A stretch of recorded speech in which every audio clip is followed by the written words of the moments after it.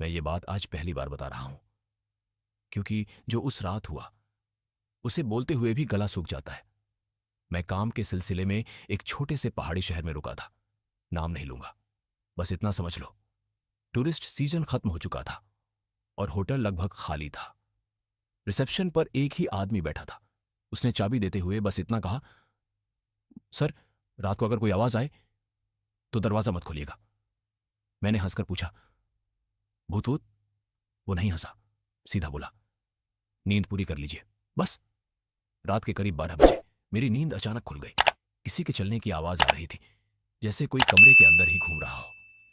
मैं उठा, लाइट जलाई, कमरा खाली।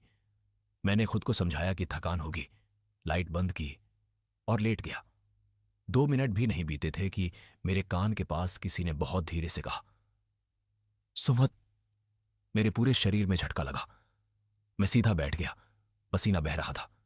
कमरे के कोने में एक परछाई खड़ी थी।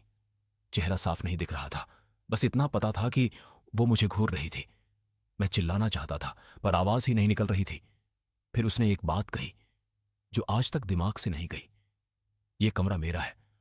मैंने हिम्मत करके लाइट जलाई, परछाई गायब। पर अब कमरे की एक दीवार पर गीले हाथों के निशान थे, जैसे किसी ने अभी अभी दीवार को छुआ हो। मैं भागकर रिसेप्शन पहुंचा। वही आदमी बैठा था। मुझे देखते ही बोला, आपने दरवाजा खोला? मैंने कहा, नहीं, पर कमरे में कोई था। उसने कंप्यूटर स्क्रीन घुमाई और बोला, सर, वो कमरा पिछले 3 साल से बंद है। आप उसमें ठहरे ही नहीं हैं। मेरे हाथ से चाबी गिर गई। मैंने पूछा, तो फिर मैं कहां था? उसने कहा, जिस कमरे में एक आदमी नींद में ही मर गया था। मैं उसी वक्त होटल छोड़कर निकल आया। पर कहानी यहीं खत्म नहीं होती। अगली सुबह मेरे फोन में एक नई रिकॉर्डिंग थी, मेरी ही आवाज में, और आखिरी लाइन थी,